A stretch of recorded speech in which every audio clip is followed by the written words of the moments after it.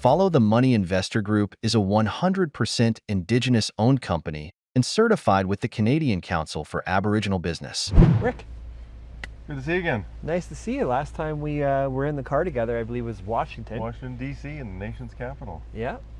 I guess most importantly, we're going to start with, you're going to be having a webinar on October 1st at 7 p.m. Eastern Time with Ashley, and you'll be sort of giving our community a complete update and overview of what's going on with the company.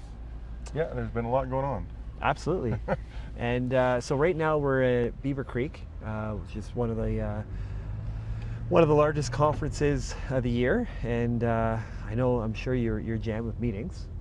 We have a pretty full slate of meetings, and this is always a great conference, and it's the one that kind of kicks off the conference season, if you will, for the year. Yeah. So how was your summer? What did you do this summer? It was busy. Almost all of it was spent in Alaska, except for a week in New York City getting my son set up for law school. So that was that was our break. But otherwise, we were out in the field and just busy getting drill rigs and getting everybody organized to get a couple of different programs going. So we're in good shape. And so when it comes to conference season, what different conferences will you be going to? So this one, like I said, this one kind of kicks things off here at Beaver Creek. We'll go to Denver next week. Yeah. Actually, Colorado Springs. It's called the Denver Gold Forum, but we have a bunch of meetings there. We have some shareholders in Denver, so we'll meet with them. We're going overseas to Europe for a couple of different times. The Precious Metals Conference there, and I think that's in November, but then we're going over for a different, more one-on-one meetings with high net worth investors in Geneva, Zurich, and Milan. Okay. And then New York. We're going to be hitting, on the way back, we'll hit New York. So. And visit your son. And take my son out to a nice dinner. He's been probably living on ramen and chicken and stuff. How old is he? He's 26. So. 26, okay. Well, that's cool. So he's the younger one. The meetings that you have here, what are some of the meetings that you're most excited for? Well, it's a good place to meet current investors. So good to meet shareholders here. But I'd say most of our meetings that have been set up are with new investors, and that's the most exciting thing, is just to get the story out. We're still a relatively young and unknown story, right? In the gold space, and yet we're a producer, so we've already kind of broken the mold in a lot of ways, in that we're actually making money, which is not something a lot of junior companies do. Right. Yeah, and just remind our audience of the current cap structure, because I think your family owns quite a bit of the company, right? Yeah, so insiders own about 20%, a little over 20% of the company. We're NYSE American listed only. We're not listed in Toronto. Yeah. We have no real plans to list in Toronto. Okay. We have Canadian shareholders. We have Australian shareholders, European, lots of European shareholders, of course, but most of the retail is U.S. And any particular reason for not listing in Toronto? Or I don't know. Anything you want to mention? Controversial. I kind of think the Canadian markets are a bit broken. Yeah. I think there's been way too much flow through issued. I think there's been way too many warrants issued, and it's hard for a junior company to sort of struggle out of that. They seem like they're constantly on the financing treadmill. Vicious cycle. It's a bit of a vicious cycle. So we don't really want to be part of that. We're happy to have lots of Canadian shareholders, but they got to come over to you. Yeah, we got to be interested in a little bit different model. We're not going to do the typical junior explore and tell everybody we're going to find them a 10 million ounce gold deposit. We're happy finding a 1 million ounce gold deposit and applying our direct shipping ore criteria, which greatly reduces the amount of permitting that you have to do to get something actually into production and cash flowing. And to me, that's the metric, cash flow per share. And with our current, with Manh Choh and now in production, on a full year of production, we'll have $6 a share free cash flow. Right. So and to me, that's the important metric. So that's why I say we're more like a royalty company, because we have a grand total of 12 employees. So, and I always you tell somebody, what's the hardest thing you do in your job, and it's managing your employees. Right. Yeah, managing people. Managing people is just it's tough. Yeah. There's all sorts of reasons why, but Yeah. the major mining companies like Anglo has well over 100,000 people working. That's insane. And they're all over the world, right? Yeah. So you have to understand how to deal with people in lots of different jurisdictions. Yeah. So we like to say we're more like a royalty company, because what characterizes a royalty company? Not a lot of people. Mm-hmm. They're all experts. Now they happen to be more experts on the financing and sort of due diligence, and they go hire metallurgists and things like that. We can do the same thing. So we're kind of set up the same way. We don't finance projects. We find them. We use our exploration expertise and good nose for ore to find things and advance them to a feasibility level of study where we can direct, ship, truck, barge the ore to an existing mill facility. Mm-hmm. And my thesis is if it's better grade than what's being processed there at this time, there's a business deal. There's a business transaction to be made. Yeah. So mills like to be fed, so we're going to feed them.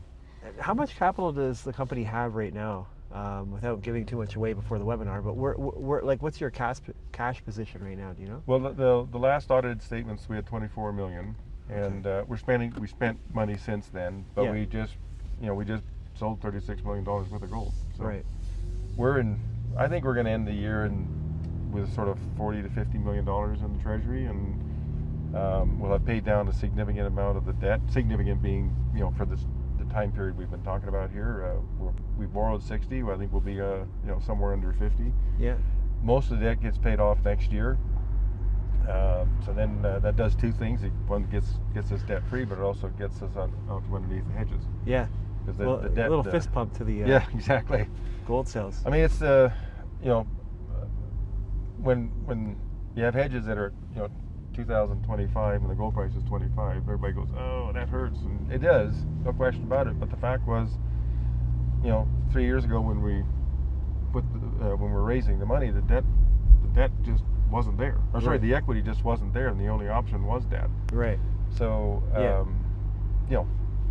beggars can't be choosers, sort of thing, right? Yeah, So absolutely. This is your first mine, and the debt guys are going to stick it to you, and Yeah. but we're still making money. Yeah. The feasibility was done at 1600. Yeah. That's substantially lower than where we're at. Actually, the reserves were done at 1450. So yeah, it's just it's an interesting market still. You got $2,500 gold, and certainly the generalists aren't investing, and I'd say most of the gold funds just don't have a lot of new money. So we talk. That's why we spend a lot of time talking with high net worth and family office people, because they seem to be ahead of the curve, and whereas the gold funds, Yeah. it surprises me that Costco is selling $200 million worth of gold a month Yeah. to mom and pop who shop at Costco. 200,000 a month?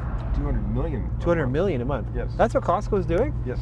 Oh my God. Chump change. That's And yet- substantial. And yet the gold funds don't really have a lot of new money yet, because the generalists aren't putting money into the gold funds. Wow. So it's an interesting dynamic going on, and I won't say I fully understand it. Yeah. I don't know if it has to do with the politics or. Right. But it's interesting because I remember seeing that Costco was selling gold bars, but I never heard the stats. It's a big number. Yeah, that is a I big mean, every time they sell them, they run out, Wow. and you can only buy two. They can say That's it, eh? They an cap it? individual can buy 2 bars. That's it. Oh, wow. Interesting. I haven't seen it in Canada, but maybe it's an online thing, or is it? It's online. Yeah. Okay. Yep. Okay. So I was going to ask you about the market, and you're already kind of talking about it. So I mean, the Fed is, if you look at the bond, right? The bond market, it's kind of saying, it's telling the Fed's going to react to the bond market. Yep. So the Feds are going to, Federal Reserve is going to bring the rates down here in the U.S.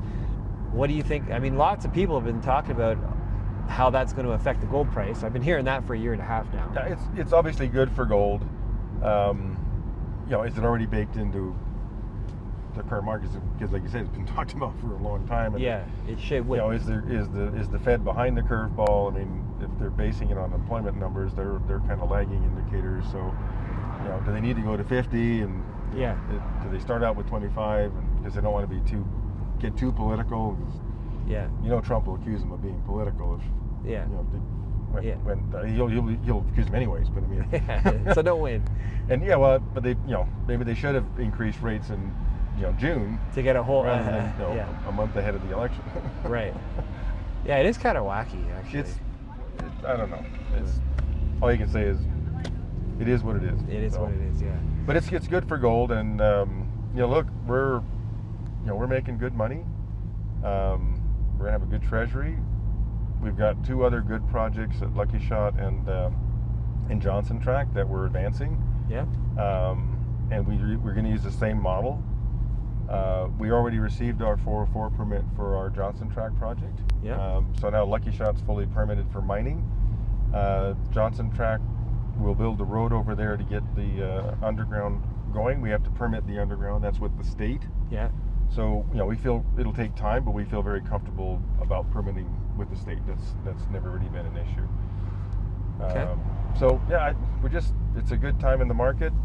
Lots of people here. It's a very well attended conference. Yes. It always is, but you can tell there's a bit more excitement about gold when gold's at 2,500. Right.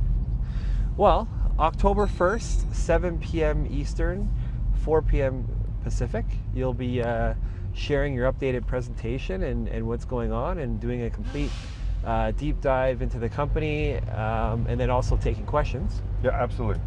So enjoy the rest of your conference. I hope you have great meetings, and maybe we'll catch up with you for one of these in maybe 3 months or something like that, or maybe it's in Vancouver. Do you go to Viereck at all? Yeah, Roundup and Viereck sort of back to back. Yeah. Okay, yeah. So we'll plan on that. Yeah, awesome. All right, well, I'll get you to your next meeting. Thank you. Bye, guys.